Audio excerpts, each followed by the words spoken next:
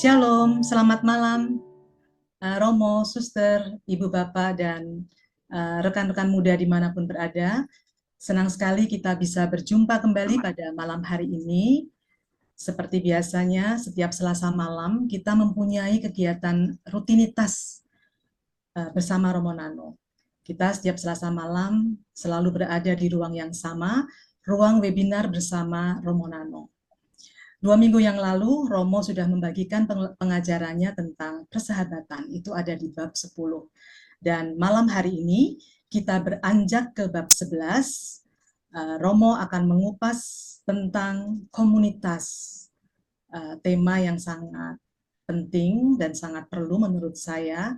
Dan akan banyak hal yang akan kita petik dari pembelajaran dari Romo Nano pada malam hari ini. Baiklah teman-teman, sebelum kita memulai dengan doa pembuka, saya akan membagikan tentang tata tertib berwebinar. Yang pertama, mohon untuk merinim sesuai nama peserta saat pendaftaran, supaya teman-teman panitia bisa mengadmit teman-teman, upayakan untuk selalu menggunakan nama sesuai dengan pada saat mendaftar.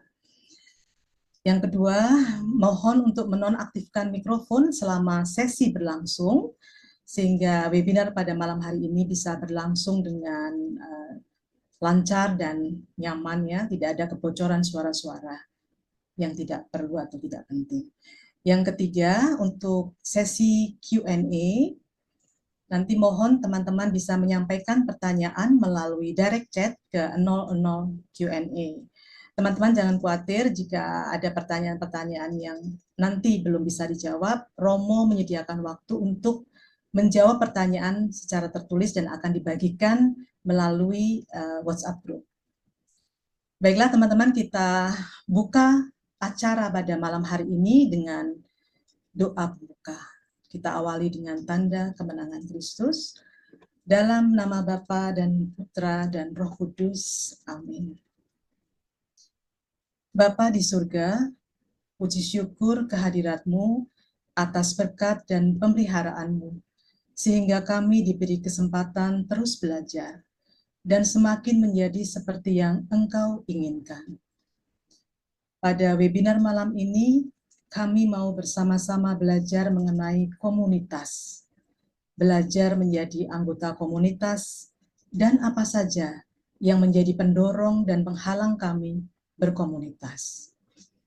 Mohon rahmat-Mu agar hati dan pikiran kami Engkau bukakan, sehingga kami bisa mengerti dan pada akhirnya mau berubah. Berkati internet dan webinar yang akan berjalan.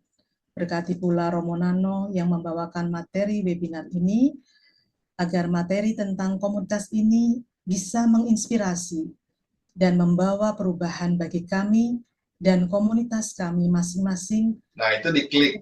Kami berada. Dalam nama Yesus Kristus kami berdoa dan mengucap syukur. Santo Ignatius, doakanlah kami. Amin. Dalam nama Bapa dan Putra dan Roh Kudus. Amin.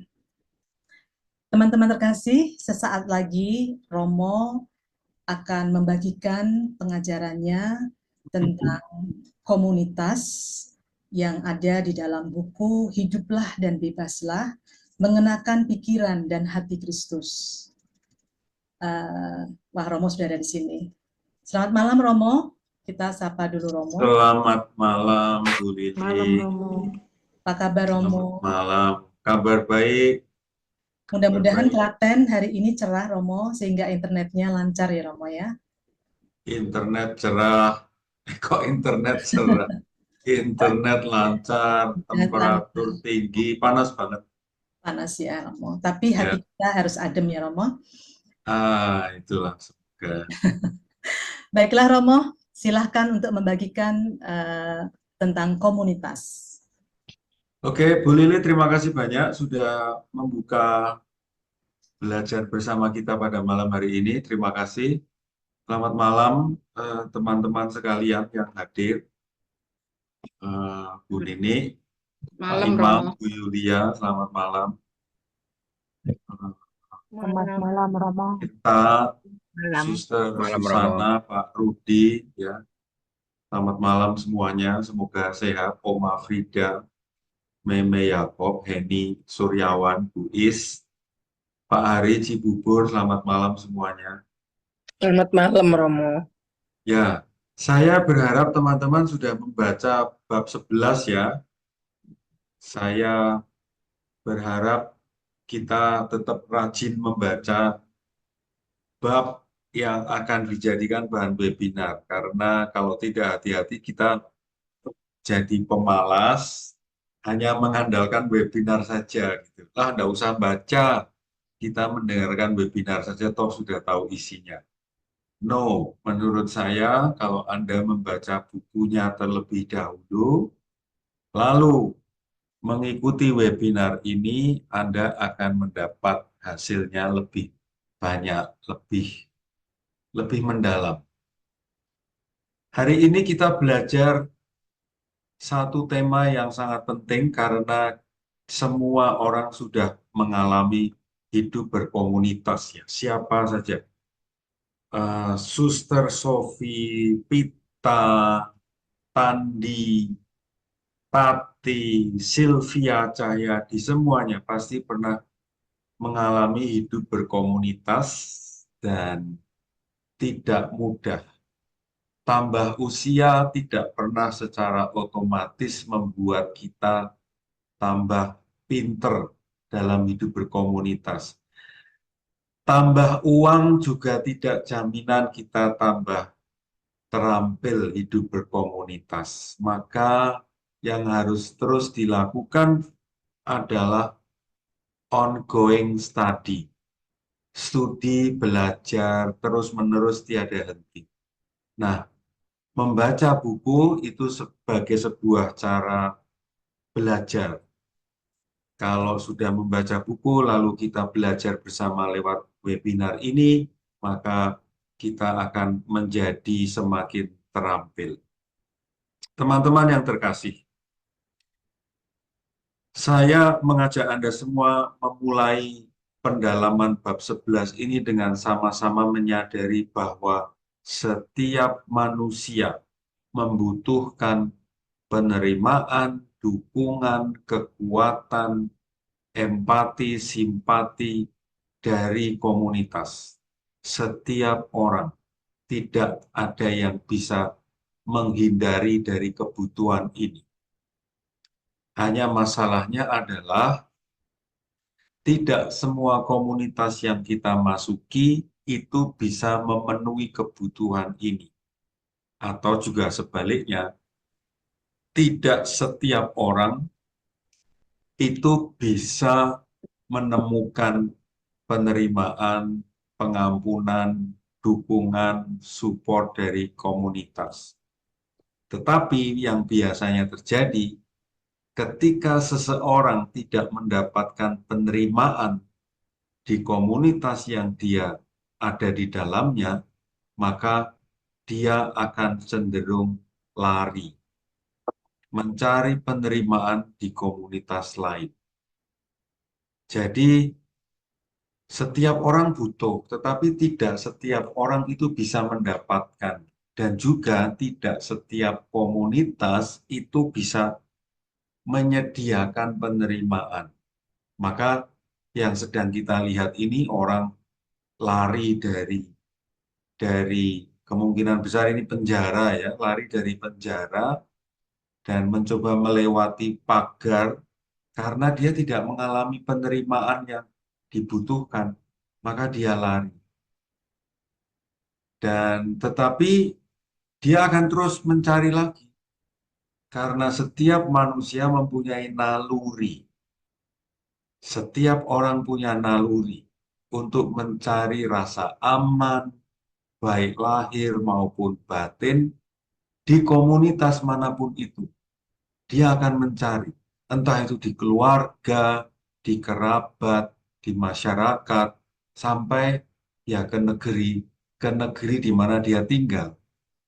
Kalau dia tidak mengalami itu semua, maka biasanya orang akan pergi, keluar, mencari. penerimaan di komunitas.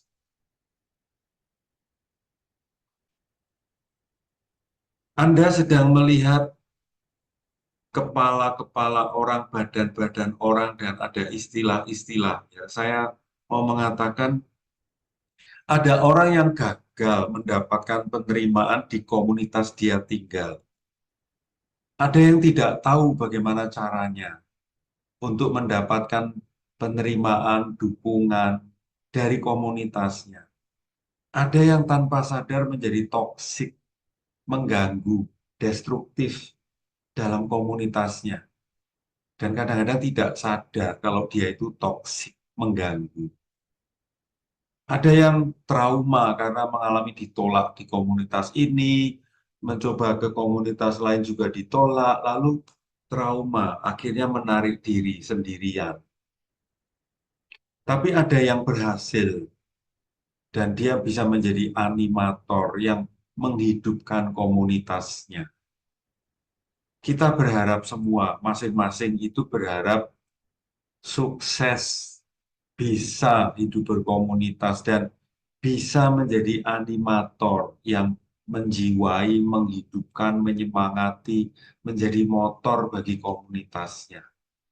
Maka semakin banyak animator, semakin banyak orang yang bisa menghidupkan komunitas, maka berbahagialah kita karena banyak orang bisa membuat komunitas itu hidup, merengkuh banyak orang, menerima banyak orang, menampung banyak orang, belajar bagaimana hidup berkomunitas. Semoga kelompok belajar kita Selasa malam ini menjadi semacam latihan-latihan, kursus-kursus untuk tahu bagaimana hidup berkomunitas itu semestinya.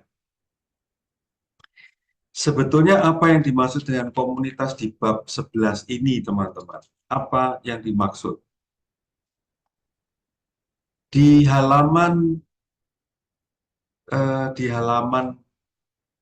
tertentu ada penjelasan yang eksplisit. Yang dimaksud dengan komunitas di bab 11 ini adalah kumpulan orang-orang di sekitar pribadi Kristus. Jadi ini batasannya, ini definisinya, ini penjelasan apa yang disebut dengan komunitas di bab 11 ini. Jadi bukan sembarang kelompok orang termasuk dalam kata komunitas yang dimaksud di bab 11 ini. Di bagian not this atau bukan ini, itu keluarga, itu bukan komunitas yang dimaksud di sini. Atau ikatan individu yang saling menyukai, itu bukan komunitas. Yang jelas, definisi, batasan, penjelasan tentang komunitas adalah berarti ini komunitas umat beriman pada Tuhan Yesus Kristus.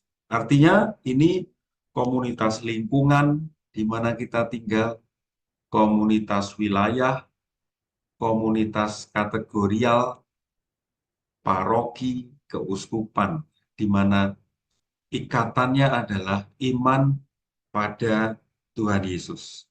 Maka saya berharap penjelasan ini membuat kita semua paham apa yang dimaksud dengan komunitas di sini. Secara lebih khusus, buku ini menjelaskan komunitas yang dimaksudkan. Komunitas yang mau dibangun oleh Tuhan Yesus itu mempunyai 4 dasar. Komunitas yang mempunyai dasar persaudaraan, meskipun tidak ada ikatan darah, bukan tante, bukan keponakan, bukan terah keluarga, tetapi orang lain yang tidak punya ikatan darah sama sekali, tetapi beriman yang sama, berarti itu termasuk saudara dalam komunitas. Ikatan yang lain, dasar yang lain adalah kasih. Yang ketiga, keadilan. Yang keempat, kebebasan. Saya berharap komunitas kita di lingkungan, komunitas wilayah, komunitas kategorial, entah itu pasti banyak di webinar kita ini teman-teman dari Emmaus Journey, ada yang dari komunitas Mitra Ignatian, ada yang dari komunitas School by the Spirit, mungkin ada yang dari komunitas CLC, ya, Christian Life Community, dan saya kira komunitas religius, para suster, para romo, para bruder, frater ini termasuk di sini, termasuk ke dalam komunitas yang dimaksud di sini. Teman-teman sekalian, Oma Pratiwi, Lena Abdi, Agus Kristanto, Oma Victoria Susanto, Tuhan Yesus itu mengajak murid-muridnya, ya, termasuk kita sekarang, untuk membangun sebuah komunitas yang mengatasi segala hambatan. Hambatannya apa saja? Perbedaan suku, perbedaan warna kulit, perbedaan gender, perbedaan bahasa, perbedaan kasta. Ya, kalau kita ke India, kasta ini sangat kuat. Kita sedang melihat sebuah gambar di mana Tuhan Yesus itu bisa mengumpulkan orang-orang yang berbeda, dalam hal ini jelas warna kulit, berbeda gendernya. Ini tidak mudah, teman-teman. Di komunitas-komunitas kita, di dalam kehidupan konkret kita, seringkali kita itu tersekat-sekat, terpisah-pisah oleh, oh itu orang Batak, oh itu orang Flores, Jawa, Tionghoa, Manado. Perbedaan suku itu kadang-kadang membuat kita tidak bisa bertemu. Perbedaan gender itu seringkali membuat kita harus memisahkan antara ini kelompok bapak-bapak dan ini kelompok ibu-ibu. Ini kelompok perempuan, ini kelompok laki-laki. Teman-teman, statement yang ada di halaman 185 ini penting. Karena Tuhan Yesus membangun komunitas, kalau bahasa orang Indonesia adalah Bhinneka Tunggal Ika. Ada banyak perbedaan, tetapi tetap satu kesatuan persaudaraan. Di komunitas yang dibangun oleh Tuhan Yesus, berisi murid-muridnya, ada laki-laki dan ada perempuan. Kita sedang melihat sebuah gambar di mana Yesus memeluk Simon Petrus, dan di background itu ada perempuan, itu adalah Maria Magdalena.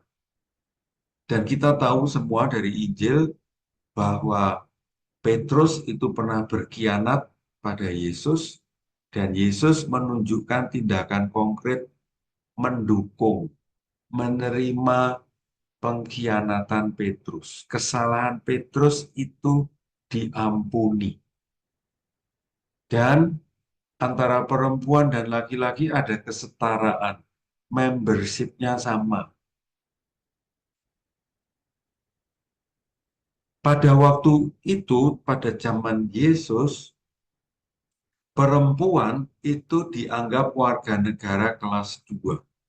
Di Bait Allah, itu tempat perempuan tidak di ruang yang utama, tetapi di ruang yang sekunder, di ruang yang kedua, di luar ruang utama. Dalam sistem sosial kemasyarakatan, perempuan tidak dihitung. Bahkan dalam cerita-cerita Tuhan Yesus, kita sering mendengar waktu Yesus membagikan roti dan ikan kepada banyak orang, disebutkan di sana 5.000 orang laki-laki. Artinya apa? Artinya perempuan tidak dihitung.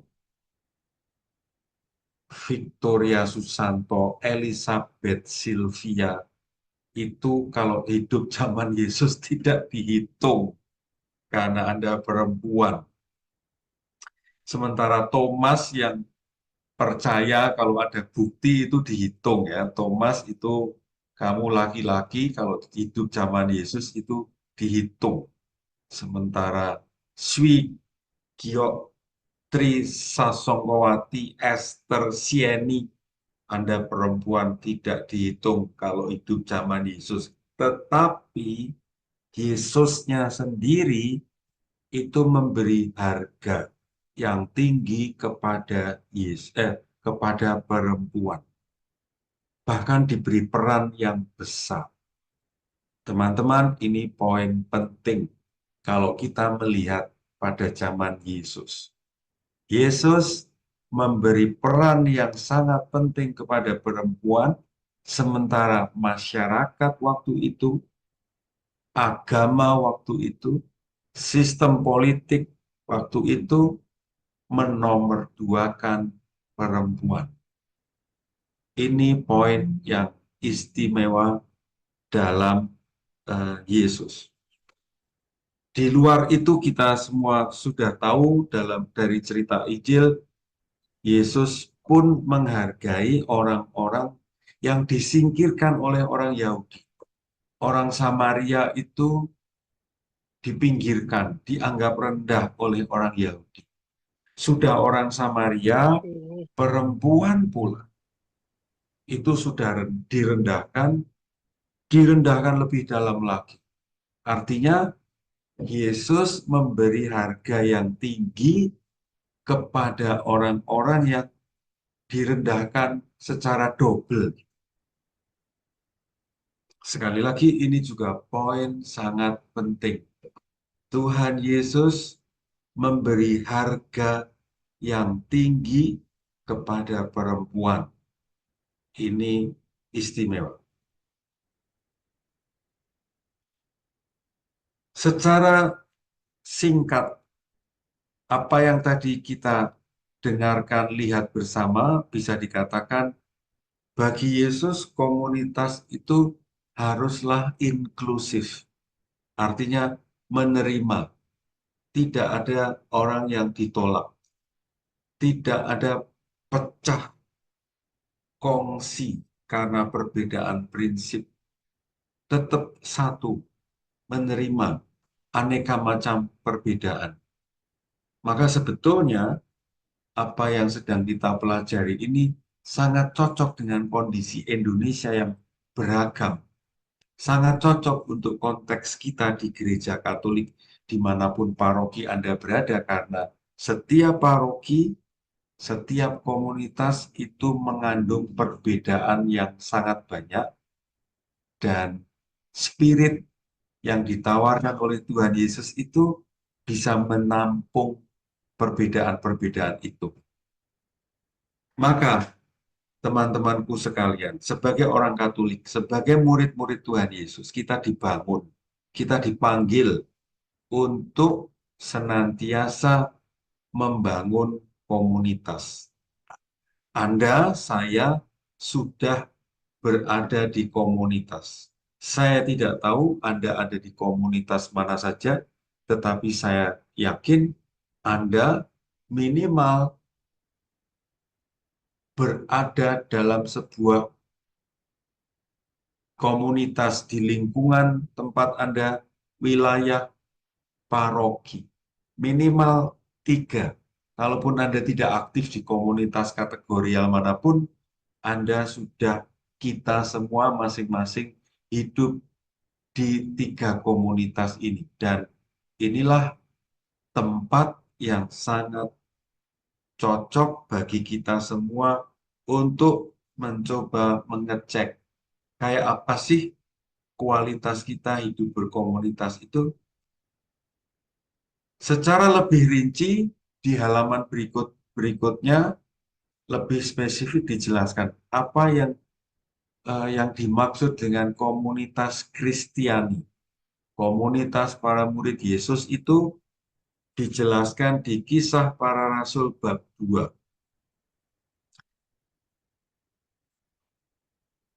Tanda bahwa komunitas yang ada di dalam kita ada di dalamnya merupakan komunitas Kristiani kalau syarat yang utama ini terpenuhi, teman-teman. Ini syarat yang utama, yaitu setiap orang menyadari bahwa Tuhan hadir dalam setiap komunitas. Sekali lagi, ini syarat utama dan yang terutama, yaitu semua anggota komunitas menyadari bahwa Tuhan Yesus Kristus itu hadir di komunitas. Dan kalau orang menyadari kehadiran Tuhan Yesus itu, maka segala macam tindakan, keputusan, kegiatan mestinya akan menyadari unsur ini. Ini spiritnya, ini rohnya, ini jiwanya. Lebih spesifik lagi, Romo Rex Apai menunjukkan 4 pilar yang kalau 4 pilar ini ada, maka komunitas itu menjadi komunitas Kristiani. Dan sebaliknya, kalaupun kumpulan orang-orang beragama Katolik, ya, sekali lagi, kumpulan orang-orang beragama Katolik, tetapi di kumpulan itu tidak menunjukkan unsur yang utama tadi plus 4 pilar ini, maka kesimpulannya kita bisa menilai bahwa kumpulan orang-orang Katolik itu belum atau bukan komunitas Kristiani.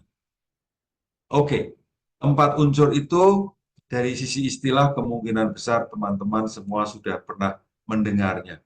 Agape, koinonia, diakonia, kerigma. Mari kita lihat satu persatu. Pilar pertama, agape. Bukan EGP ya, kalau EGP itu emangnya gua pikirin. Agape itu kasih, cinta. Lebih dilengkapi lagi di halaman 186, sebuah komunitas orang Katolik ketika di dalamnya anggota-anggotanya itu memperjuangkan sikap menghormati, menerima, ada nuansa pengampunan, peduli, melakukan kebaikan, maka syarat yang pertama ini terpenuhi. Kebalikannya, kebalikan dari agape adalah cuek, nggak peduli. Ada anggota yang sedang berduka cita ya cuek, nggak ngucapin bela sungkawa, apalagi melayat. Ada teman komunitas yang sakit, nggak peduli, cuek. Ada anggota komunitas yang melakukan kesalahan, lalu disingkirkan. Ini juga berlawanan dengan semangat agape. Ada orang, anggota komunitas yang semakin meninggalkan kegiatan komunitas lalu didiamkan saja, artinya tidak ada kepedulian, maka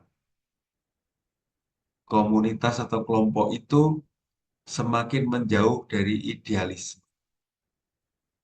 Semoga penjelasan tentang agape mencukupi sehingga kita menjadi paham. Ini pilar yang pertama. Pilar yang kedua, koinonia, persekutuan atau persaudaraan. Teman-teman sekalian, kalau kita membaca kisah para rasul bab 4 tadi, di sana dijelaskan pada zaman itu, dulu orang-orang yang percaya Yesus adalah penyelamat, Mesias, Kristus, mereka berkumpul, berbagi makanan, berdoa bersama, bahkan mereka membagikan harta milik mereka. Ini luar biasa. Bacalah kisah para rasul bab 4. Saya pun waktu membaca ini kagum ya, karena wow, kepercayaan pada Tuhan Yesus itu mempengaruhi kerelaan mereka berbagi harta, kepemilikan yang luar biasa. Mereka sudah tidak lagi semacam mempunyai harta pribadi yang mereka miliki, mereka bagikan. Nah, dalam perkembangan ribuan tahun berikutnya, sekarang ini tentu situasinya menjadi berbeda. Tentu kalau saat ini kita dituntut untuk berbagi seperti dulu, saya kira lalu menjadi susah karena kita memang ya saat ini hidup dengan sistem ekonomi, sistem sosial yang berbeda. Tetapi semangat berbagi dulu itu saat ini bisa diterjemahkan dengan mau berbagi bakat. Ada yang berbakat musik, berbakat memasak, berbakat bisnis, berbakat organisasi, berbakat macam-macam. Ketika sebuah komunitas itu anggotanya ikhlas, tulus, murah hati berbagi, maka betapa menyenangkannya komunitas itu. Karena komunitas itu bisa memenuhi unsur pilar yang kedua, persaudaraan, persekutuan, mau berbagi. Saya memilih gambar orang yang ikut dalam sebuah proyek membuat rumah bagi orang miskin. Pilar ketiga, diakonia, pelayanan. Intinya meneladan Yesus yang melayani dengan rendah hati. Kok gambarnya tidak langsung mengatakan tentang diakonia ya? Teman-teman, saya memilih gambar ini dengan latar belakang pemahaman saat ini semakin banyak anak-anak muda yang mempunyai problem kesehatan mental. Banyak anak-anak muda yang di dalam keluarganya itu tidak mendapatkan perhatian yang mencukupi dari ayah ibunya. Maka kesehatan mental mereka tidak tumbuh optimal. Maka saya memilih gambar yang kurang lebih mau menunjukkan pelayanan saat ini yang kemungkinan menjawab kebutuhan konkret, salah satunya adalah pelayanan kepada anak-anak muda yang di keluarganya mereka tidak mendapat perhatian yang mencukupi. Maka saya usul kepada teman-teman sekalian, entah di lingkungan, di wilayah, di paroki, saya mengusulkan unsur ini mulai diberi perhatian. Mulai memperhatikan anak-anak muda OMK yang di dalam keluarga mereka seringkali mereka tidak mendapatkan perhatian yang mencukupi. Nah, anak-anak inilah tepat, penting, perlu kalau menjadi sasaran diakonia, pelayanan. Oke, saya ulang lagi. 4 unsur agape itu berarti kasih.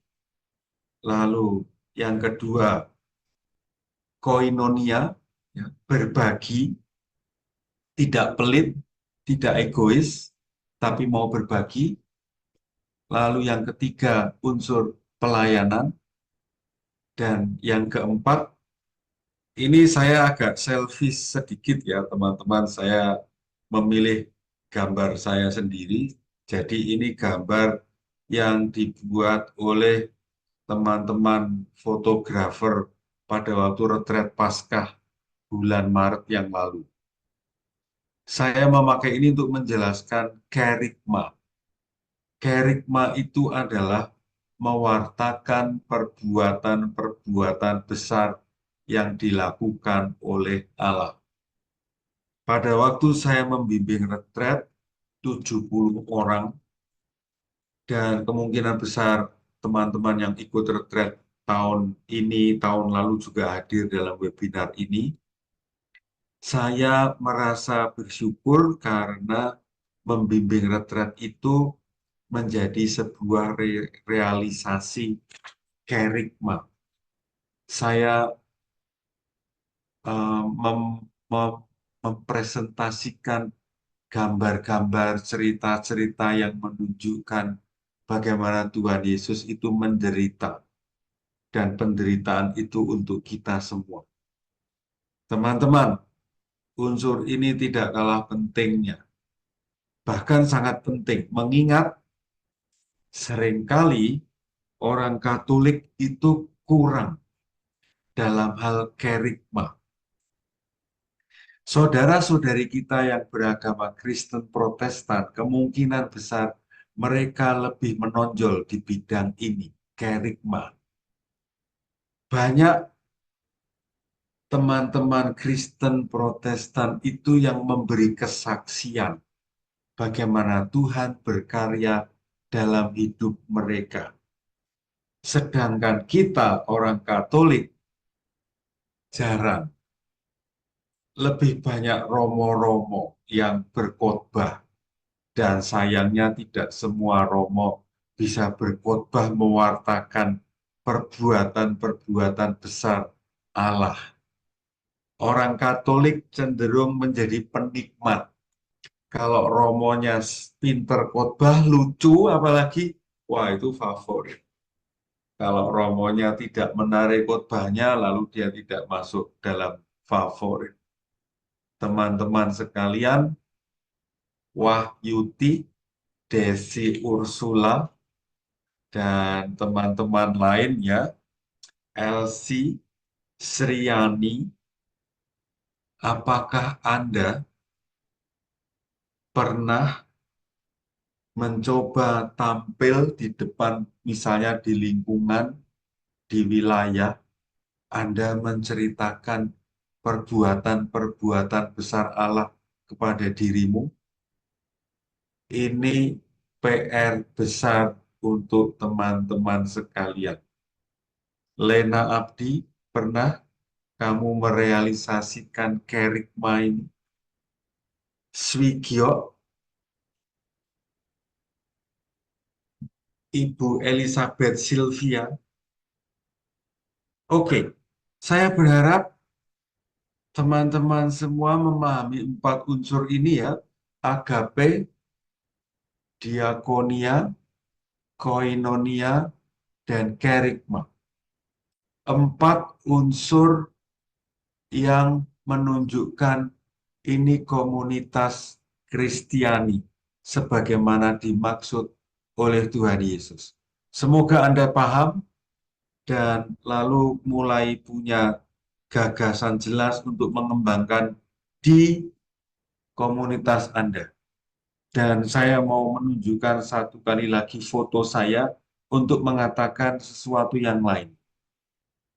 Teman-teman sekalian, saya tidak akan pernah bisa melakukan kerigma kalau saya tidak didukung oleh teman-teman hebat yang murah hati, bekerja keras, bersemangat melayani sesuai dengan bakat mereka masing-masing. Saya tidak bisa kerja sendiri. Saya butuh kelompok-kelompok orang-orang yang mau berkolaborasi dengan saya melakukan kerigma, diakonia, koinonia, dan menghidupi agape. Semoga Anda semua juga tersemangati, terinspirasi untuk menghidupi 4 pilar ini. Karena mengapa kita perlu menghidupi 4 pilar itu? Karena komunitas Kristiani tidak boleh hanya ngurusi diri sendiri saja. Hanya repot, sibuk, sibuk, rempong, ngurusi anggotanya sendiri saja.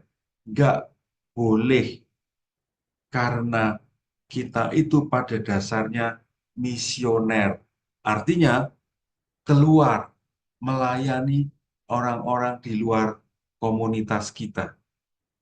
Anda sedang melihat seseorang yang menggunakan kaos dengan tulisan JRS. JRS itu di sana tertulis Jesuit Refugee Service. Ini sebuah kelompok milik Serikat Yesus yang didirikan untuk melayani para pengungsi. Jadi orang JRS ini sedang berada di depan ratusan pengungsi yang butuh dibantu untuk mendapatkan suaka, untuk mendapatkan izin tinggal di negeri di mana mereka ingin tinggal. Ini sebuah contoh. JRS itu sebuah contoh komunitas Kristiani yang menghidupi panggilannya sebagai misioner yang melayani pihak lain. Oke, tadi kita melihat sisi-sisi terang, bagaimana agape, koinonia, diakonia, dan kerigma. Nah, tentu ada sisi-sisi gelap yang sebetulnya menghambat pertumbuhan komunitas sesuai dengan harapan Tuhan Yesus. Di kisah para rasul bab 4 itu dijelaskan ada suami istri bernama Ananias dan Safira. Ketika teman-teman yang lain, anggota komunitas menyerahkan harta milik mereka, makanan untuk dibagikan bersama, dinikmati bersama, pasangan suami istri ini melakukan kecurangan, penipuan. Mereka menyembunyikan harta mereka. Mereka tidak mau berbagi dan mereka menipu, bercerita bohong. Dan karena itu, lalu nantinya satu persatu orang ini mati karena kebohongannya itu. Sisi gelap yang lain, tadi sisi gelap pertama penipuan. Sisi gelap yang kedua adalah konflik.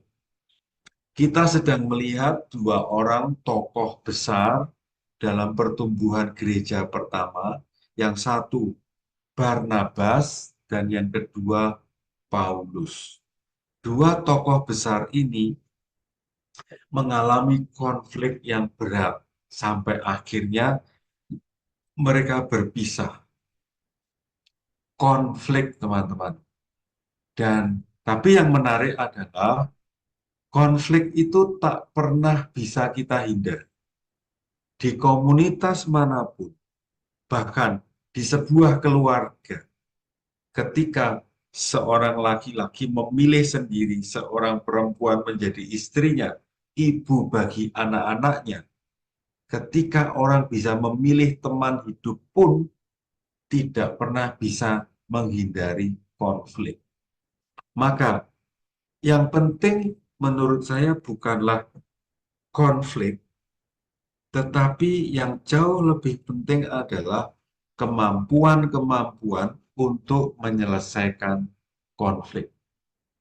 Artinya, kalau saya masuk sebuah komunitas, saya mesti sadar bahwa komunitas sebagus apapun, pasti di dalamnya ada potensi konflik. Artinya, ya sudah, konflik itu akan terjadi, tapi yang lebih penting adalah apakah saya mempunyai kemampuan-kemampuan menyelesaikan konflik itu. Kemampuan-kemampuannya apa saja? Satu, kemampuan untuk bisa menerima dan memahami bahwa ada orang yang berbeda cara berpikir. Sekali lagi, kemampuan untuk menerima dan memahami bahwa minimal ada satu orang yang cara berpikirnya itu berbeda dengan kita. Kalau saya sudah kesulitan untuk bisa menerima, memahami bahwa ada orang yang berbeda, maka kemampuan saya menyelesaikan konflik juga akan berkurang. Kemampuan kedua, dialog. Saya ngomong ide saya, pihak lain mendengarkan, dan ketika saya selesai mengatakan ide saya, gantian saya diam dan mendengarkan ide orang lain. Yang ketiga, setelah sama-sama menjelaskan ide masing-masing, nah ini, titik temu akan didapatkan kalau masing-masing bisa mencari kepentingan bersama. Tidak melulu memperjuangkan yang kuinginkan. Kalau saya terpenjara oleh keinginan, selera, rencana, kemauan saya, maka titik temu nggak akan terjadi.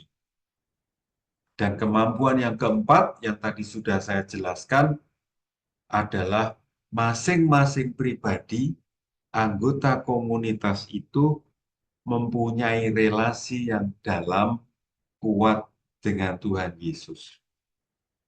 Nah, kalau kita, teman-temanku, mengembangkan 4 unsur ini, maka konflik seberat apapun bisa kita selesaikan.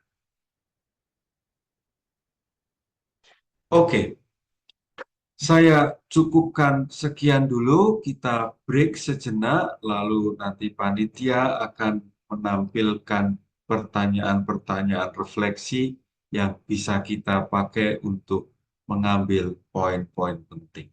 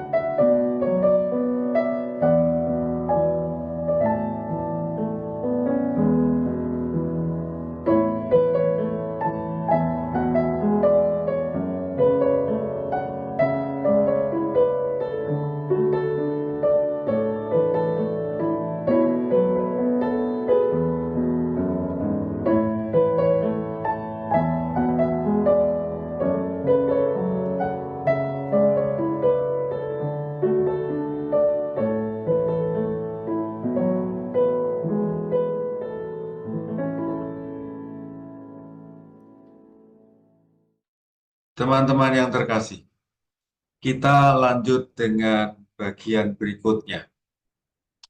Saya berharap tadi Anda sudah memahami komunitas yang dimaksudkan oleh Tuhan Yesus ya. Mengatasi perbedaan, melakukan pelayanan, memperjuangkan persaudaraan, memperjuangkan kasih dalam relasi. Ini tadi, lalu kita masuk ke bagian berikutnya, apa saja sih yang membuat kita itu kesulitan untuk memperjuangkan komunitas sebagaimana diarahkan oleh Tuhan Yesus. Apa saja yang menghalangi proses pembentukan sebuah komunitas? Ada 20 teman-teman, banyak ya. Kalau kita cermati buku Hiduplah dan Bebaslah ini, ada 20 penghalang dari halaman 190 sampai 195. Mari kita cermati satu persatu. Penghalang yang pertama, orang yang cinta diri, berpusat pada diri sendiri dan kepentingannya sendiri. Kita melihat satu orang yang tangannya itu panjang dan selalu menunjuk dirinya. Ini mau mengatakan ini orang yang individualis. Ini orang yang egosentris. Egosentris itu berasal dari kata ego dan center. Center itu pusat. Dan dirinya selalu ditempatkan sebagai pusat. Kalau ada anggota komunitas yang egois seperti ini, maka realita orang ini menghalangi proses terbentuknya komunitas. 2. Orang yang pendendam, susah memaafkan, terluka sedikit, memutus relasi, merasa tidak nyaman karena omongan orang lain yang melukai dia, delete kontak. Pengalaman dia ditolak mengusulkan sesuatu, lalu tidak pernah mau lagi berbagi, tidak pernah lagi mau bergabung. Orang yang tidak bisa memaafkan itu mengganggu proses terbentuknya komunitas. Tapi sebetulnya kalau menurut pendapat saya sendiri, orang yang tidak pemaaf, orang yang pendendam itu menderita. Dia membiarkan sakit hatinya terpelihara oleh dirinya sendiri. Jadi nomor 2 ini memang dalam arti tertentu menghambat proses terbentuknya komunitas. Tetapi sebetulnya yang lebih serius adalah orang ini membuat dirinya sendiri menderita. Karena lukanya dia simpan sendiri, sakit hatinya dia simpan sendiri, kemarahannya dia telan sendiri. Nomor 3, orang yang cepat sekali menghakimi, tidak punya data, tidak ada keterangan, tidak ada informasi yang mencukupi, tidak ada proses mencoba memahami situasi, langsung bang, kamu ini memang curang. Curang? Dari mana? Terlalu cepat menghakimi. Ini juga membuat komunitas kita menderita. Perpecahan bisa cepat terjadi karena proses penghakiman terlalu cepat. Yang keempat, orang-orang yang tidak bisa menerima orang lain yang bertindak atau berpikir berbeda. Cara berpikirnya berbeda, ditolak. Cara bertindaknya berbeda, langsung dihakimi. Ini juga menghalangi terbentuknya komunitas. 5. Ini digambarkan oleh anak muda yang berbaju merah marun. Dia menutup telinganya sehingga dia tidak mendengarkan temannya yang berambut hitam itu omong. Dia menutup telinganya, dia memalingkan wajahnya. Ini mau mengatakan orang ini tidak mau terbuka, justru menutupi telinganya. Dia tidak mau mendengar orang lain. Apalagi lalu dia berprasangka. Berprasangka itu artinya mengambil kesimpulan sendiri tanpa data yang mencukupi.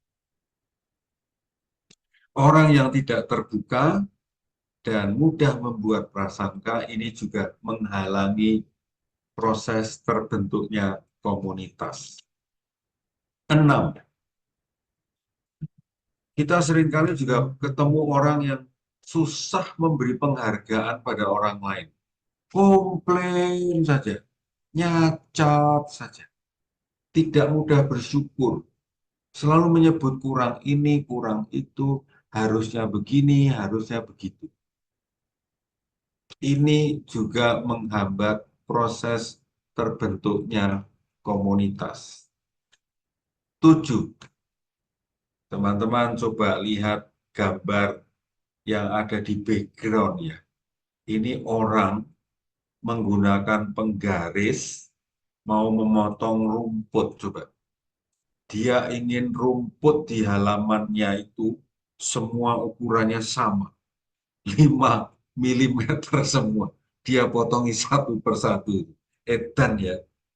Ini gambar yang bagus. Mau mengatakan perfeksionis. Semua harus sempurna. Wah, capek hidup dengan orang yang perfeksionis tapi tidak realistis.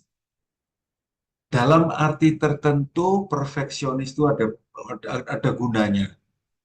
Tetapi, kalau perfeksionisnya ini terlalu akut, bahkan di sana terlalu kronis, lalu memang menghambat. Tidak ada yang pernah puas. Selalu saja ada cacatnya. Ini menghambat. 8. Ada anggota itu yang haus ujian. Ada anggota yang berambisi untuk berprestasi, untuk mendapatkan pengakuan, untuk mendapatkan kedudukan, jabatan, kursi. Wah, kalau ada orang macam ini nih, repot kita. Kita biasanya dikorbankan untuk mendapatkan ambisinya. Dan dia biasanya senang bersaing. Dia tidak mau, dia tidak senang, dia tidak ikhlas kalau temannya berprestasi lebih baik. Ini juga mengganggu proses terbentuknya komunitas. 9. Wah, ini juga serem. Ini seperti kanker. Kalau komunitas itu sebagai sebuah tubuh, maka nomor 9 ini kanker. Karena ada pengalaman-pengalaman masa lalu dalam bentuk kemarahan, iri, curiga, luka batin yang tidak selesai tergarap. Luka yang belum sembuh dan dampaknya adalah dia menjadi orang yang bisa mudah marah, mudah iri hati, terlalu sensitif, mudah curiga, mudah berprasangka. Ini kanker yang membuat relasi-relasi personal maupun komunal di dalam komunitas menjadi bisa cepat patah, cepat pecah, cepat buyar. Ini salah satu penyebabnya. 10. Orang yang pencitraan, mengenakan topeng, nggak mau otentik, nggak mau menampilkan asli dirinya seperti apa. Di dalam halaman 192 dikatakan, kalau sebuah kelompok komunitas isinya banyak orang-orang yang mengenakan topeng, nggak tulus, pencitraan, maka ini sebetulnya bukan komunitas Kristiani, tetapi kumpulan aktor dan artis yang tidak pernah bisa otentik. Selalu butuh topeng yang cantik, selalu butuh citra yang ganteng, agar kalau difoto ganteng dan cantik. Oke, teman-teman, silakan ini Anda screenshot karena nanti dipakai untuk refleksi sesudah ini. Ini simpul ini ringkasannya ya, ada 5. Saya pengen Anda dalam waktu yang tidak lama itu mencoba melacak gitu, Dari 5 unsur ini, cinta diri, tidak pemaaf, mudah menghakimi, tidak bisa menerima orang yang berbeda, tertutup. Mana coba? Mana nomor yang saat ini ada dalam dirimu? Tandai. Dan nanti silahkan sesudah webinar ini Anda sembuhkan, Anda perbaiki, Anda olah supaya efek negatifnya berkurang. Termasuk yang kelompok ini. Dari kelima unsur ini, nomor berapa yang ada dalam diri? Nomor 1, komplain. Nomor 2, perfeksionis. Nomor 3, mencari pengakuan, ambisius, masih menyimpan luka, dan tidak tulus. Teman-teman, cermati, tandai, dan kalau sudah, perbaiki, supaya kualitas hidup Anda berkomunitas meningkat. Saya cukupkan sekian bagian ini, ada waktu tidak lama, silahkan dipakai untuk mengecek.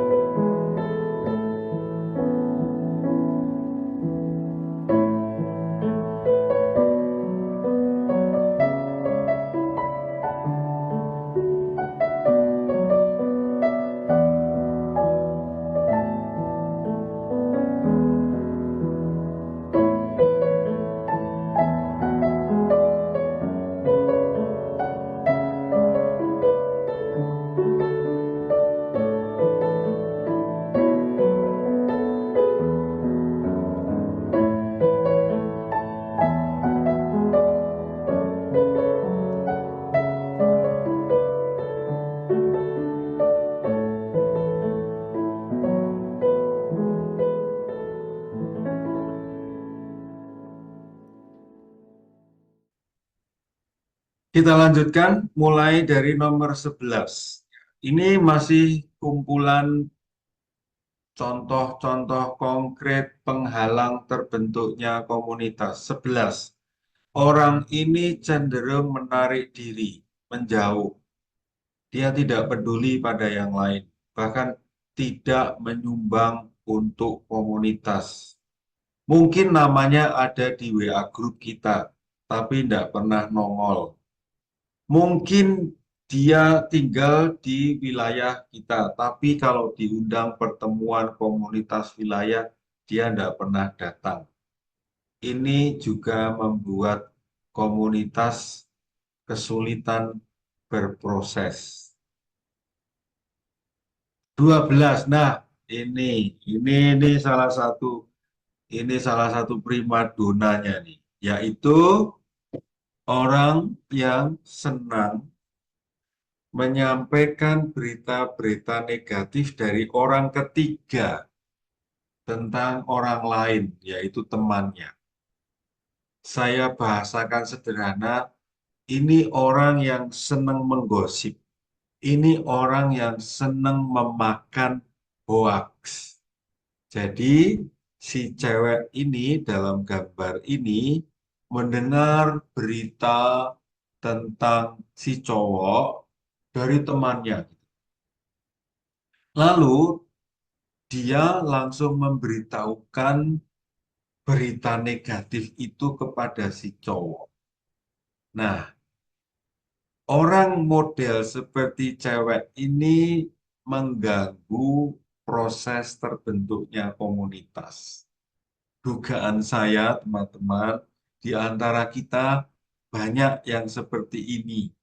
Dan mungkin banyak yang menjadi korban orang seperti ini. Yang menarik adalah di halaman 193 itu diberikan sebuah langkah untuk menghadapi situasi seperti itu. Kalau kita ketemu dengan orang yang senang menyampaikan berita-berita negatif tentang kita atau tentang orang lain, sikap yang dianjurkan adalah jangan pernah mempercayai berita yang dia ceritakan. Mengapa? Kata kuncinya adalah distorsi. Distorsi artinya berita tidak lengkap disampaikan. Konteksnya tidak diceritakan. Kata-katanya sudah tidak tepat sesuai dengan kata-kata aslinya. Jadi, kalau kita mempunyai teman seperti ini, sikap yang terbaik adalah jangan pernah percaya. Atau bahkan mengatakan, sorry, saya tidak mau mendengarkan berita itu kalau tidak lengkap. Bukannya saya tidak mau dikritik, tetapi saya ingin kritiknya disampaikan secara lengkap. Misalnya begitu. Oke, yang ke-13. Orang ini tidak mau bekerja sama, walaupun sebetulnya berbakat, bekerja keras, kalau bekerja dia efisien. Orang-orang itu berharap dia bekerja sama dengan dia, orang-orang berharap dia menari bersama yang lain, tapi orang ini tidak mau. Ya sudah, orang ini tidak akan pernah bisa membangun komunitas. 14. Tidak mau berbagi. Jadi diem. Diberi kesempatan ngomong, diem. Diberi kesempatan ngomong saja, diem. Apalagi tidak diberi kesempatan, diem. Disapa, diem. Aduh, capek ketemu orang macam ini nih. Tidak mau berbagi. 15. Nah, ini gambarnya menarik, teman-teman. Ya, kalau kita melihat gambar aslinya, perempuan di tengah itu, anak dari bapak ibu, sudah dewasa.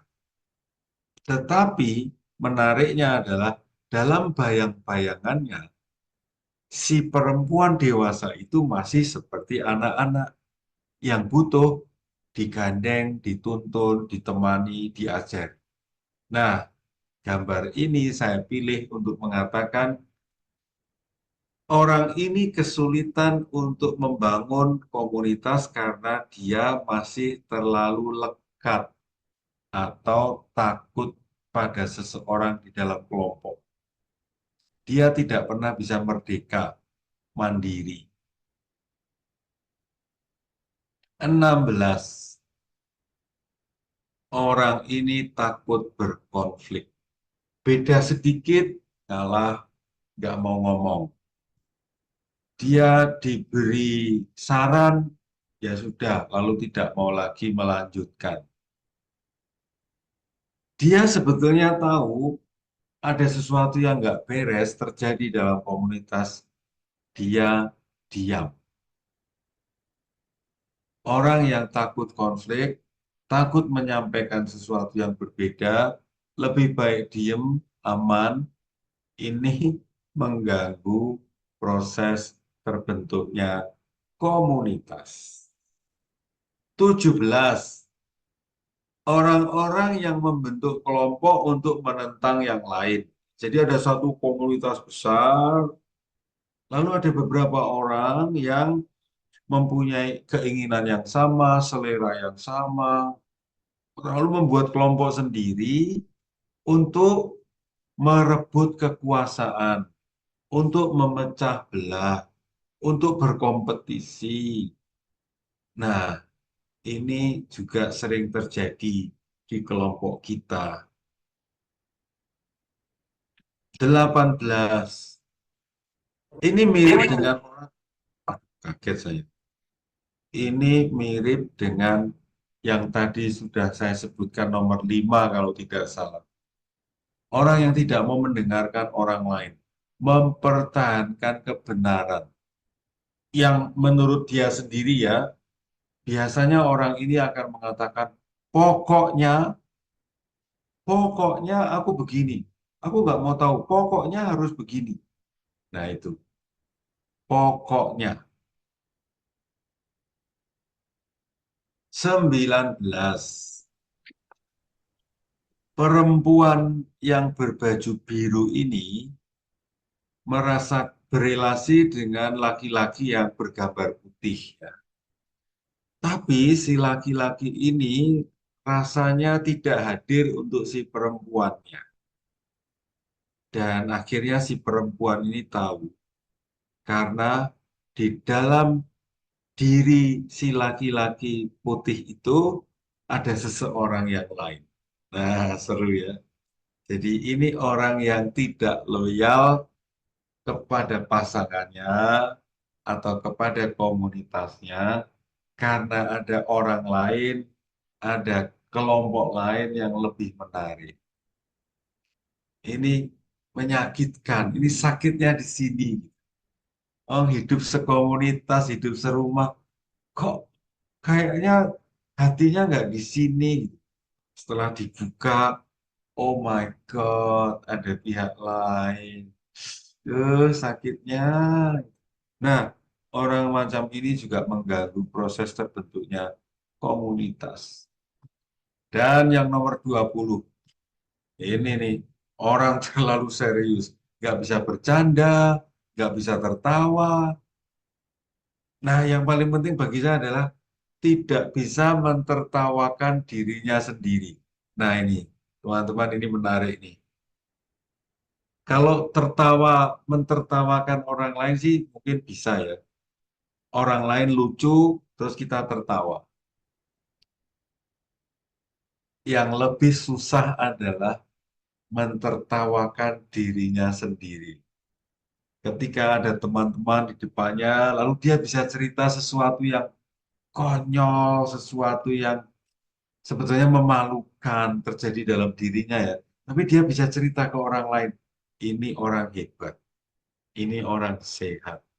Karena dia bisa mentertawakan dirinya sendiri. Nah, kalau orang ini terlalu serius, maka tertawa bersama orang lain saja nggak bisa.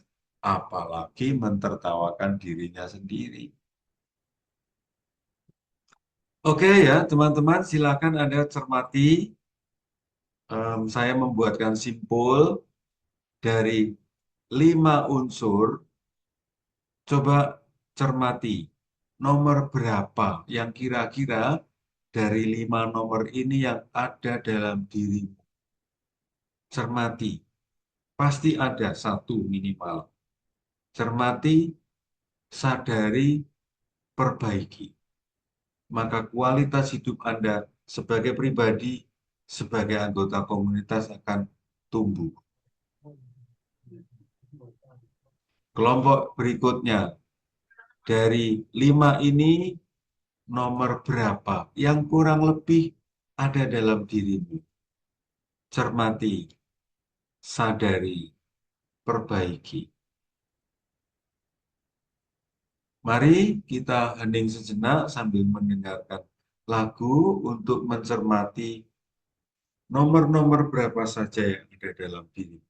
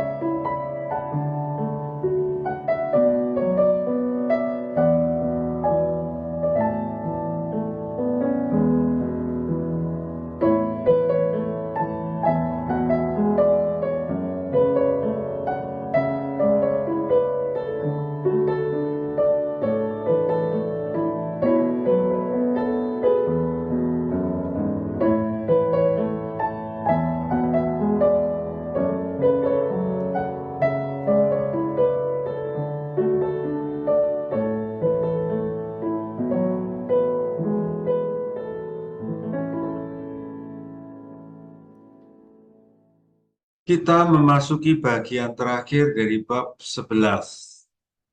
Ada banyak ungkapan, ada banyak tokoh, ada banyak pelajaran yang bisa kita ambil sebagai pegangan untuk mengembangkan diri, untuk semakin mampu berkontribusi positif kepada komunitas ya. Kita bisa belajar dari negara bernama Afrika Selatan yang selama berpuluh-puluh tahun masyarakat Afrika Selatan itu sungguh-sungguh dipecah belah, dipecah oleh sebuah sistem politik bernama apartheid. Contoh konkretnya seperti yang kita lihat di slide, di mana bangku di taman saja dibagi dua. Ini sebelah kiri untuk orang kulit putih, yang sebelah kanan itu untuk orang kulit hitam. Bahkan orang kulit hitam itu sebetulnya pemilik dari benua Afrika Selatan. Tetapi mereka justru disingkirkan. Nah, yang menarik bagi saya selain betapa kejamnya politik apartheid itu, yang menarik juga bagi saya adalah salah satu pemimpin orang Afrika Selatan bernama Nelson Mandela. Bagi saya Nelson Mandela itu luar biasa karena harusnya orang ini balas dendam. Harusnya orang ini menuntut orang Eropa membalas kejahatan kepada orang-orang Afrika Selatan berpuluh-puluh atau mungkin bahkan beratus-ratus tahun. Seharusnya. Tetapi Nelson Mandela memperjuangkan rekonsiliasi. Wah, ini luar biasa. Luar biasa, teman-teman. Orang ini luar biasa karena harusnya menuntut, tetapi akhirnya dia memilih memperjuangkan rekonsiliasi. Yang tidak kalah pentingnya adalah juga tokoh ini, Uskup Desmond Tutu. Sebagai pemimpin gereja Katolik, Uskup Desmond Tutu memperjuangkan konsep bahasa Afrika, Ubuntu. Kurang lebih isinya sama, dia tidak menuntut orang Afrika Selatan untuk melakukan kejahatan balik kepada orang Eropa yang menindas, tetapi justru mengampuni. Ini luar biasa. Karena Uskup Desmond Tutu yakin dan mengajarkan umatnya. Teman-teman, mencatatlah ini baik-baik. Screenshotlah slide ini dan jadikanlah pegangan. Mari kita jadikan pegangan, yaitu kemarahan. Kita semua bisa terpapar kemarahan, kebencian. Kita semua bisa terinfeksi kebencian, sakit hati. Kita semua bisa terserang sakit hati. Jadi ini trilogi seperti karat yang merusak potensi kita melakukan kebaikan. Artinya teman-teman, ketika kita sedang marah, sedang benci, sedang sakit hati, hati-hati. Supaya tiga hal negatif ini tidak mempengaruhi keputusan-keputusan kita. Teman-teman, halaman 197 mengatakan bahwa membangun komunitas itu dimanapun, kapanpun, itu memang membutuhkan pribadi-pribadi yang kuat, seperti Nelson Mandela, seperti Uskup Desmond Tutu, seperti Tuhan Yesus sendiri. Dan siapakah pribadi-pribadi yang kuat itu? minimal ada 4 yang perlu ada dalam diri orang ini sehingga dia menjadi pribadi yang kuat. Dan itu dijelaskan di bab 1, bab 3, bab 4, dan bab 7. Ketika seseorang mengalami secara penuh keempat hal ini, penerimaan, pengampunan, kebebasan batin, lepas bebas, maka orang ini akan menjadi pribadi kuat yang bisa berdampak positif untuk komunitas. Saya jadi teringat pada janji saya di webinar ini, saya akan menawarkan kepada siapa saja yang berminat untuk mencoba merepetisi, mengulang lagi dari bab ke bab. Saya belum membayangkan bentuknya seperti apa. Apakah Zoom lagi, ataukah kita bertemu secara offline untuk mendalami hal ini. Tapi sekali lagi, karena buku Hiduplah dan Bebaslah ini sangat bagus, isinya sangat tajam, saya merasa perlu mereka yang berminat mendalami buku ini agar kualitas hidup kita semua meningkat. Komunitas para murid Yesus, kita semua teman-teman, kita masing-masing sebagai pribadi itu sebetulnya mempunyai backup yang luar biasa kuat. Kita masing-masing pribadi itu mendapat kekuatan, cinta, aliran kasih yang tiada henti dari komunitas Allah. Allah Bapa, Allah Putra, Allah Roh Kudus. Siapa saja yang bisa menyedot energi dari Allah Tritunggal Maha Kudus ini, maka dia akan mempunyai energi yang besar. Saya berharap Suster Susana SSPS, suster-suster lain yang ada di komunitas-komunitas lain, pinter-pinterlah kita semua menyerap, mengakses inspirasi, energi, kasih dari Allah Tritunggal. Karena hidup membangun komunitas itu tidak mudah. Tantangannya banyak, besar, dan berat. Kalau kita tidak punya energi ilahi ini, mungkin kita tidak akan berkembang optimal. Dari halaman 198 dari orang bernama Jean Vanier, itu mengatakan ada 3 unsur penting dalam hidup berkomunitas. Atau bisa dikatakan begini, ketika ada 3 unsur ini, maka komunitas terbangun. Unsur pertama, saling percaya. Unsur kedua, mau berbagi. Unsur ketiga, peduli.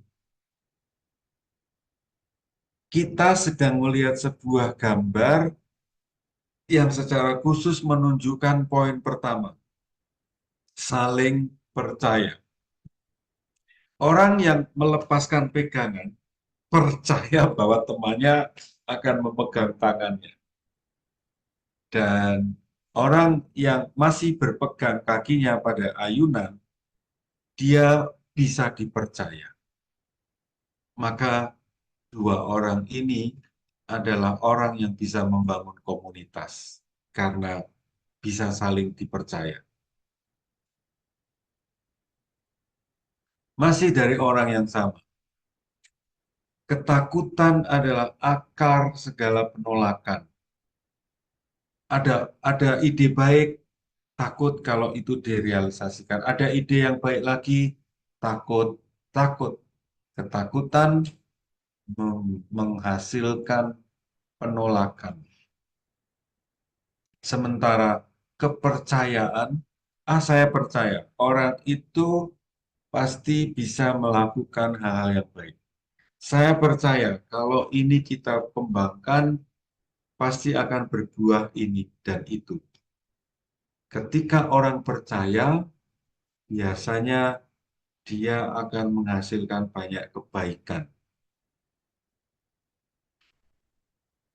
Ini ungkapan yang tidak disebutkan berasal dari siapa, tapi saya merasakan ini sangatlah efektif ketika dipraktekkan. Kalau saya masuk sebuah komunitas, tentu saya akan bertanya, saya dapat apa ya dari komunitas ini? Tetapi ketika saya sudah masuk dan mendapatkan banyak hal, saya mulai bertanya yang kedua, apa ya yang bisa saya berikan untuk komunitas ini? Teman-temanku, kalau kita masuk dalam sebuah komunitas dan kita bisa mendapatkan dua unsur ini, unsur pertama, komunitas memberi pada saya, dan itu membuat saya menghidupkan yang kedua. Saya bisa melakukan apa ya untuk komunitas ini? Maka komunitas akan berkembang, saya juga berkembang.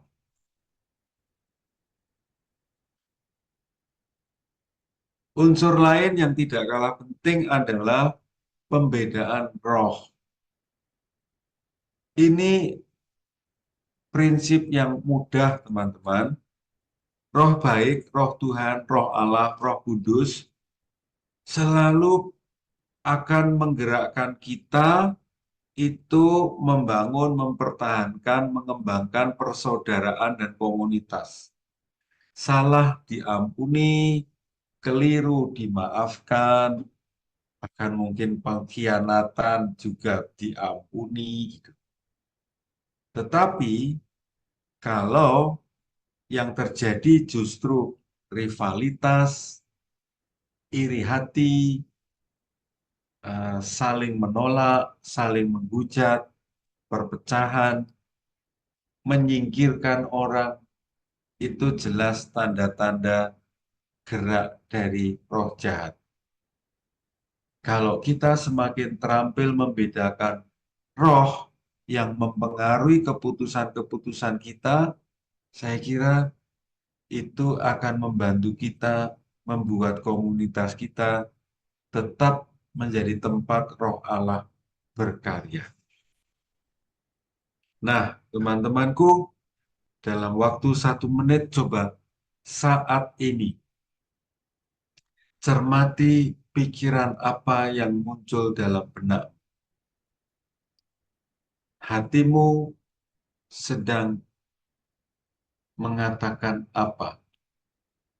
Dan saya kira dari situ Anda bisa menemukan kira-kira Tuhan mau mengajakmu kemana. Maka 1 menit terakhir ini silahkan Anda menuliskan di chat room. Setelah mendengarkan webinar, terutama bagian terakhir tadi, Anda mau melakukan apa?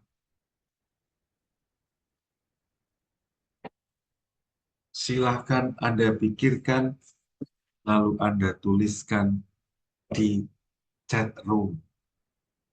Saya akan memulai. Terima kasih Yunita, saya mau berusaha untuk menjaga relasi saya dengan Tuhan agar tidak menjadi batu sandungan di dalam komunitas dan mau terus memperbaiki diri. Terima kasih. Tiklan, saya akan lebih mengasihi. Saya akan menerima perbedaan pikiran dan tidak mencari rival musuh dalam komunitas. Susana, bagian slide terakhir kita tadi dapat tolong diulang panitia. Nanti ya. Wahyuti, saya akan mengurangi bicara dan banyak mendengar. Oke, Fonisima. masuk dan bergabung dalam komunitas bukan untuk kepentingan diri sendiri, namun mencari hadirat Tuhan dalam komunitas. Anastasia Sri Mulyati, saya akan mulai hidup dengan kerendahan hati. Kurniawan, ternyata banyak yang harus diperbaiki dalam diri untuk hidup berkomunitas. Teman-teman, ya berdasarkan pengalaman pribadi, kalau ungkapan saya itu umum, maka biasanya tidak akan terrealisasi. Tetapi kalau ungkapan saya konkret, biasanya akan lebih terrealisasi karena lebih nyata. Misalnya ungkapan, saya besok mau mengasihi. Ini baik, tapi masih sangat umum. Mengasihi konkretnya apa ya? Akan lebih konkret misalnya, mulai besok saya akan mengasihi tetangga saya yang bernama Pak Abdullah itu. Mengasihi tetangga bernama Pak Abdullah. Konkret, jelas. Oke, tema komunitas ini harus sering diulang-ulang, Romo. Bisa sebagai pengingat. Lah nanti bosen kalau webinarnya isinya komunitas. Kita masih ada berapa nih? Em, 4 lagi ya, menyelesaikan 4 bab yang berbeda-beda. Tapi saya setuju bahwa tema komunitas ini sangat mengendalikan diri dalam kemarahan. Wah, ini penting. Saya berusaha mengalah. Wah, ini keren. Untuk kebaikan agar semua berjalan lancar dalam komunitas. Karena saya akan pulang kampung, maka saya akan bergabung di komunitas yang ada di gereja di kampung saya. Rubini, Beni, Rawamangun, pulang kampung kemana, Kak? Bersyukur karena mendapatkan komunitas yang baik. Saya akan berusaha lebih banyak berbagi di komunitas. Oke, teman-teman, terima kasih banyak. Untuk saya, yang paling penting adalah Anda sudah merumuskan. Silahkan rumusan yang Anda buat malam ini dipegang dan terus direalisasikan. Kalau Anda mau melakukan itu, maka Anda mengembangkan diri tiada henti. Terima kasih banyak atas tulisan-tulisannya. Kalau masih mau nambah nulis, silahkan. Nanti panitia akan merekamnya dan saya kembalikan waktu kepada Bu Lili. Silahkan Bu Lili. Terima kasih Romo Nano, keren sekali Romo, apa yang Romo sampaikan, dengan gambar-gambarnya juga yang keren-keren. Teman-teman juga sangat antusias. Tadi ada yang minta untuk diulang, tapi tadi kan Romo sudah spill bahwa akan merepetisi buku ini, gitu ya Romo ya. Jadi tentu ini apa yang disampaikan Romo, apa yang ditawarkan Romo ini sangat sayang untuk tidak kita sambut. Jadi kita tunggu aja Romo kapan akan merealisasikan ini, kira-kira gitu ya. Romo banyak hal yang bisa didapat dari hari ini, komunitas malam ini ya. Kalau saya mencatatkan banyak banget yang saya catat, tapi saya percaya teman-teman juga sudah banyak mencatat dan sudah banyak memetik apa yang penting-penting dari komunitas ini, Romo. Terima kasih banyak ya Romo ya. Romo selalu semangat dengan gambar-gambarnya yang keren-keren. Romo tadi ada 2, sisi terang, sisi gelap. Sebetulnya sisi terang itu kan selalu porosnya Tuhan Yesus gitu ya Romo ya. Artinya kalau kita gamblok sama Tuhan Yesus, melekat erat dengan Tuhan Yesus, mestinya penghalang-penghalang itu menjadi satu demi satu bisa kita reduksi, kira-kira gitu ya Romo ya. Ya, bahasanya Bu Lili sudah mulai reduksi. Oke, Romo. Teman-teman, kalau pas saya sedang presentasi gitu ya, tiba-tiba ada suara yang bocor itu kaget betul loh. Saya kaget betul loh. Maka apa yang sering dimunculkan oleh moderator di awal gitu ya, harap menonaktifkan speaker, itu penting banget loh. Bener loh, kalau kita ngomong lalu ada yang, itu tinggal diklik aja. Kaget, maka teman-teman mohon bantuan dalam webinar kita atau webinar-webinar lain, kita mesti selalu waspada ya. Ini Agnes Jung ini mau ngomong atau apa ini? Dia sudah membuka mic ini. Agnes Jung mau mengatakan sesuatu? Enggak, Romo. Pengajarannya bagus sekali. Itu saya Oh, kan punya komunitas doa. Nanti bisa di-share di komunitas saya. yang nge-share siapa? Bahan Saya. saya nanti nanti Oh, ya bisa diskusi kecil-kecilan lah gitu. oh bagus. Saya dukung. Saya dukung. Ya, ini Nanti kan bahannya akan dibagi oleh panitia, bisa dipakai. Terima kasih akan Iya, mengembangkan itu di komunitas Agnes Jung. iya, terima kasih. makasih, Romo. Sudah mulai, kerikmanya sudah mulai ini, pewartaannya. Romo, boleh kita mulai tanya jawab? Oh Sudah ya, tentu beberapa saja, tentu saja. pertanyaan yang masuk. Yang pertama dari Ibu Medi Maringka. Medi atau Bapak, mudah-mudahan saya nggak salah. Pertanyaannya, bagaimana menyikapi seseorang yang sesungguhnya bermaksud baik? Dia penolong, ringan tangan.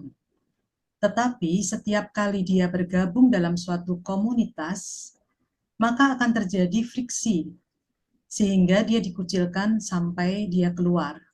Berganti komunitas, begitu lagi, dan itu berulang-ulang. Bagaimana menyikapinya, Romo? Menarik ya yang diceritakan ini. Tetapi sekali lagi ya Bu Lili dan Meidi Marinka, saya tidak bisa langsung menilai karena datanya masih sangat sedikit. Terutama em, mengapa kok bisa terjadi friksi? Apa sih yang dilakukan oleh orang ini? Katanya penolong, katanya melakukan yang baik, tapi kok dampaknya friksi? Terus akhirnya keluar dari komunitas, masuk komunitas baru, terjadi lagi. Teman-teman, ketika sesuatu terjadi berulang-ulang, biasanya ada polanya. Nah, perlu nih mencermati polanya ini. Eh, Dugaan saya kemungkinan si orang ini punya sesuatu yang membuat orang lain menanggapinya negatif gitu. Nah, saya tidak tahu persis apa yang dilakukan oleh orang ini kok polanya adalah selalu terjadi friksi. Nah, lalu apa yang harus saya lakukan? Kalau kalau saya si penanya, saya ada di posisi Meidi Marinka ini, saya akan mencoba menemani, mendatangi, mengajak bicara orang ini. Mengajak bicara, lalu intinya mengajak melihat apa yang terjadi. Kok kamu masuk komunitas A, pecah, keluar.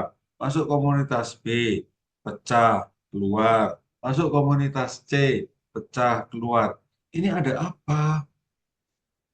Intinya menemani orang itu untuk menganalisis situasi, merefleksikan, mengambil simpul yang penting, lalu memperbaiki.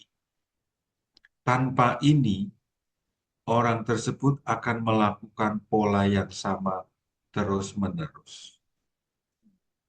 Itu jawaban saya, Bu Lili, untuk semoga Meidi Marinka mau menemani orang itu. Terima kasih, Romo.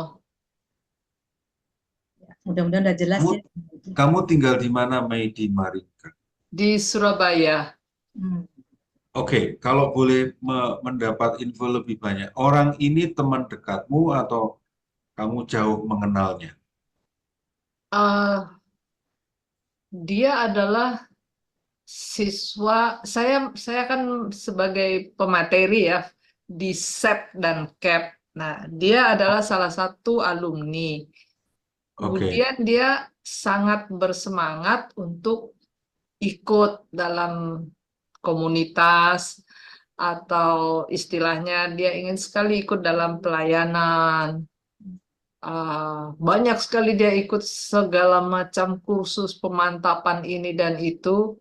Ah, Kalau melihat semangatnya bagus, tetapi begitu Nah, dia nyemplung di satu komunitas, katakan paduan suara, pasti terjadi sesuatu. Kemudian pendamping siswa CAP atau SEP dalam melakukan Lexio Divina. Ada aja gitu, ada aja sehingga eh, apa ya, teman-teman tuh pasang barrier. ya, oke. Ya, menurut saya orang ini tidak sadar, maka perlu ditemani untuk sadar. Mhm. Nah, buku yang sedang kita pelajari ini sebetulnya menyediakan poin-poin yang bisa kita pakai untuk ngecek. Misalnya ya, bab pertama, saya Mhm. akan mengecek orang ini. Orang ini punya pengalaman penerimaan yang mencukupi nggak ya? Dia diterima, dia merasakan diterima Allah nggak? Di keluarganya dia diterima nggak? Dia punya teman nggak? Dugaan saya, bab satu dia nilainya jelek. Nah, terus bab 3 ya tentang pengampunan ya mungkin orang ini tidak atau sedikit sekali mengalami pengampunan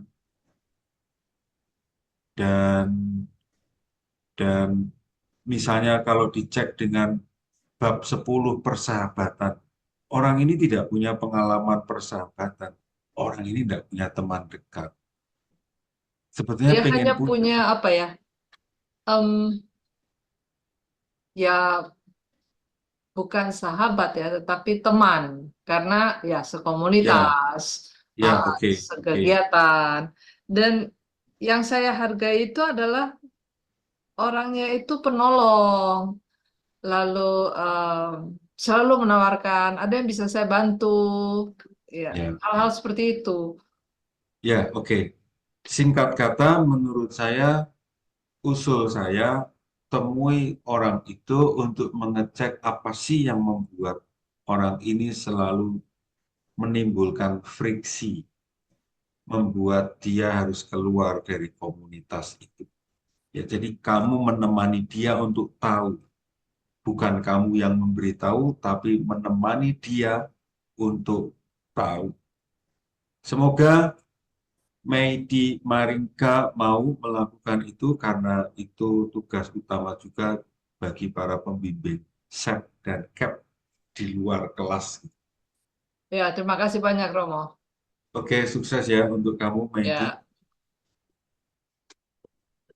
Baik, Romo. Kita bisa lanjut ke pertanyaan berikutnya ya, Romo. Siap. Pertanyaannya ini nyambung juga nih tentang SEP dan CAP. Dari Ibu Rahmi dari Santo Yakobus. Apakah mengikuti SEP atau CAP adalah salah satu pelaksanaan kerigma? Mohon pencerahan Romo. Ini harusnya menjawab Bu Lili di KPKS. Teman-teman, ikut SEP dan CAP itu bagus banget ya, tapi belum kerigma. Kerigma itu kalau Anda di komunitas, misalnya di lingkungan, di kelompok komunitas wilayah itu, Anda cerita itu. Saudara-saudariku, saya mau bercerita tentang pengalaman iman saya.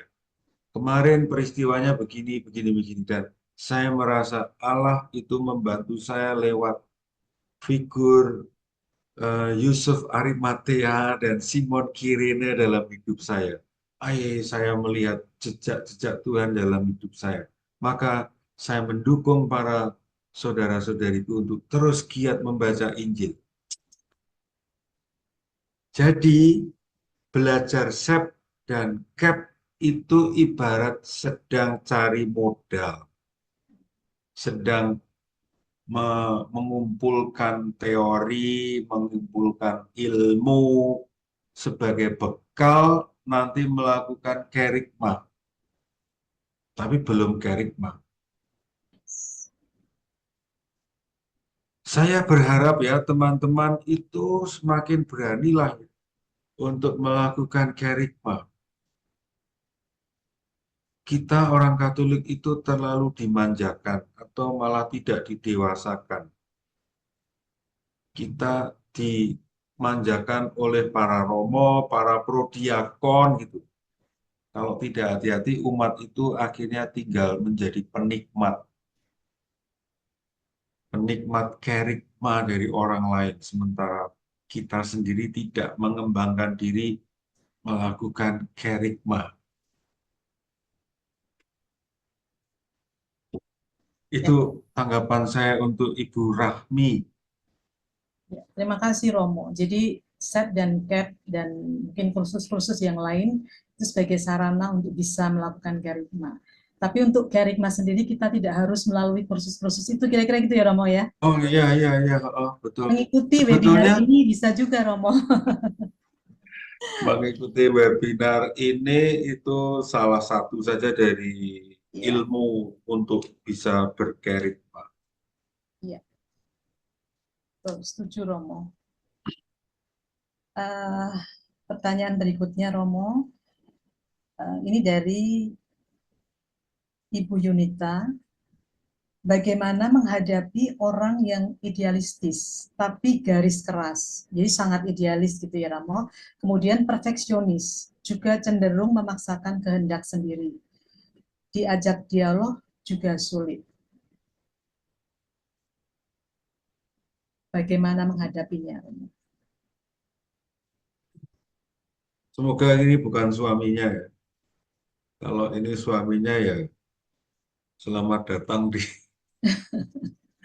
keluarga bukan cemara. Orang yang idealis, perfeksionis, susah diajak bekerja sama ya. Saya akan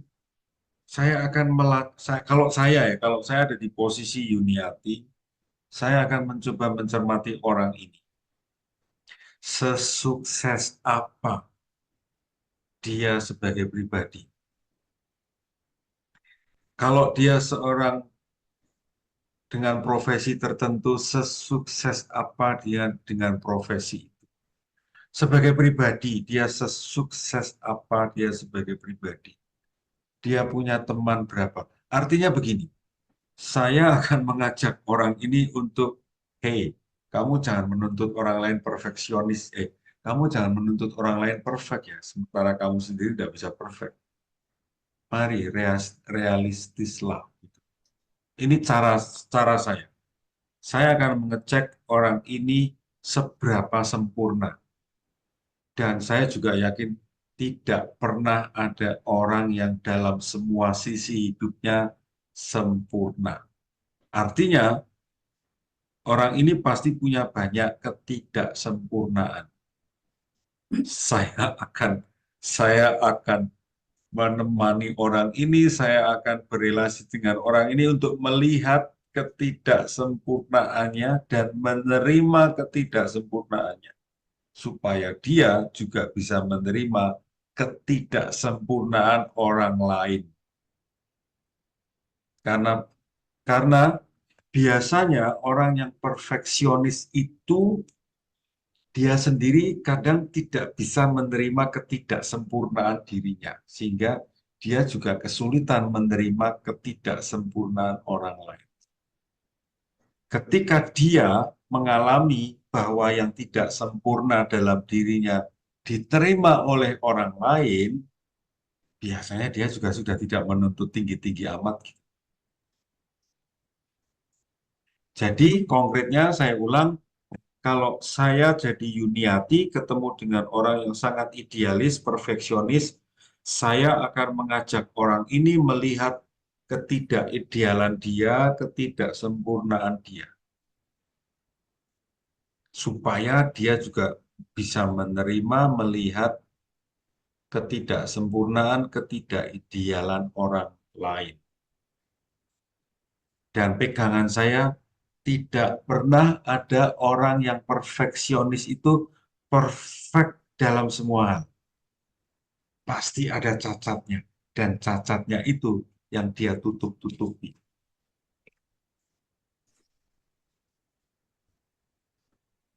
Demikian Bu Lili.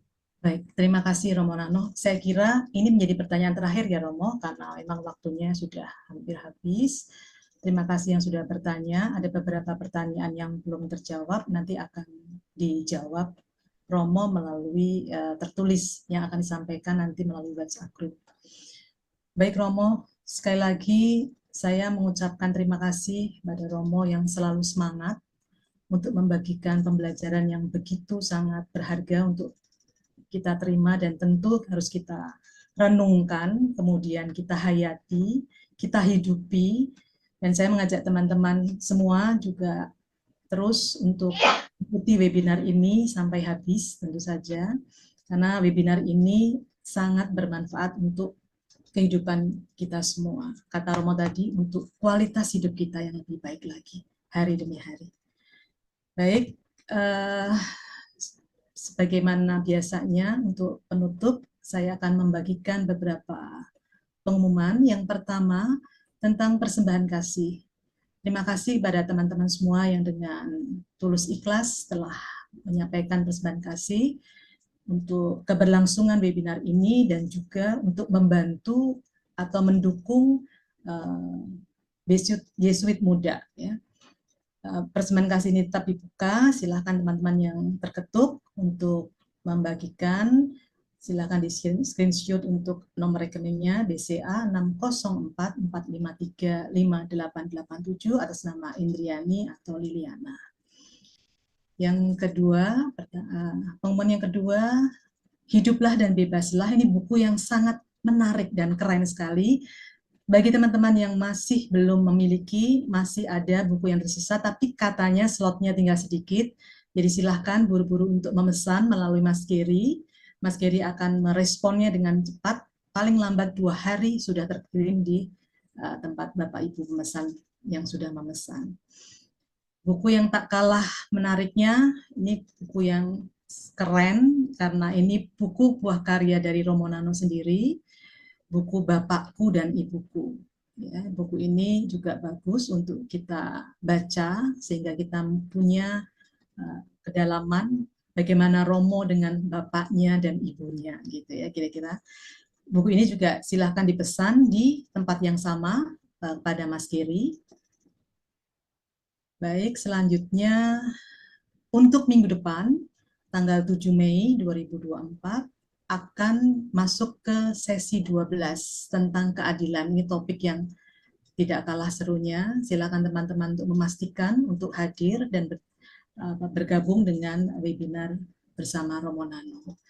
Dan tadi sudah dibuka dengan doa pembuka, maka kita akan tutup perjumpaan pada malam hari ini dengan doa penutup dan ditutup dengan berkat dari Romo Nano. Mari kita awali dengan tanda kemenangan Kristus, dalam nama Bapa dan Putra dan Roh Kudus. Amin. Amin. Tuhan Yesus, terima kasih atas rahmat yang telah Engkau curahkan selama webinar hari ini. Kau ingatkan kembali bahwa Engkaulah sumber kekuatan dan batu penjuru bagi kami berkomunitas. Lewat buku Romo Rex Apai dan penjelasan dari Romo Nano, kami diingatkan kembali mengenai pilar penting dalam komunitas Kristiani.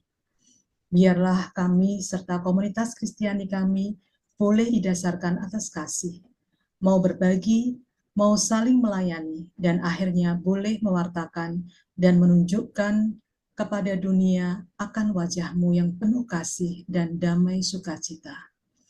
Kami juga diingatkan soal penghalang dalam komunitas. Buatlah kami rendah hati dan menyadari akan kelemahan kami yang bisa menghalangi kami berkomunitas. Semoga kami bisa terus berubah dan semakin menjadi seperti-Mu, mengenakan pikiran dan hati-Mu saja. Dalam nama Yesus Kristus, Tuhan dan pengantara kami berdoa dan mengucap syukur. Santo Ignatius, Doakanlah. Amin. Saudara-saudariku yang terkasih, kita sekalian, suami, istri, anak-anak, cucu, kita sekalian senantiasa dibimbing, diberkati, dilindungi oleh Allah yang Maha Kuasa dalam nama Bapa dan Putra dan Roh Kudus. Amin. Terima kasih semuanya. Sampai ketemu minggu depan. Salam sehat, salam Maria. Terima kasih Romo. Terima kasih Romo. Terima kasih Romo. Lili. Terima kasih Bapak Ibu semua. Terima kasih semuanya. Romo Nano. Terima kasih Romo. Terima kasih Romo. Nano ini Terima kasih. bisa mengubah anak-anak. Terima kasih Romo. Bapakku dan ibuku kasih baca buat anak-anak remaja. Saya bagikan itu Mbak Lili ke anak-anak dan Wow. mengubah banyak anak-anak yang gadget jadi Wow. prestatif. Terima kasih Bu Silva Oh ya, sharingnya. Wah, keren So, sekali. Romo, kasih. ini hadiah yang sangat mahal dan berharga bagi Wow. anak-anak. Oke. Yang banyak bagi-bagi. It's Iya. very bagus. Itu di mana? Anak-anak itu di mana? Anak-anak itu di level 15 sampai 23 tahun. Di sekolah, di setiap sekolah. Maksudnya di mana? Di Jakarta? Jakarta, Bogor, dan Jabotabek. Oh ya? Kamu sudah membagikan berapa anak ke berapa anak? Awalnya saya hanya bagi satu anak, tapi terus anak itu bilang, Bu, ini bagus banget buku yang Ibu kasih itu, dia bilang. Terus dia bagiin teman-temannya. Jadi terus saya kemarin sharing dan beli beberapa, bagiin di Sentul dan Bogor. Wow. It's worth. Jadi mohon Bapak Ibu beliin buat cucu dan ya anak-anak remaja di sekitarnya. Terima kasih Bu Silva. Saya perlu datang ke Bogor enggak ini? Iya mau ke Bogor, Cibinong. Dan Terima kasih Silva ya. Terima ya, kasih. Romo. Baginya harus 2 buku ya. Harus 1 pasang. Siap. Iya. Terima kasih atas kerikmam. Sama-sama, Romo. Terima kasih banyak, Romo. Bukunya keren. Romo harus nulis buku lagi. Buku Terima lanjutan. kasih. Oke, terima kasih. Saya akan melakukannya. Amin.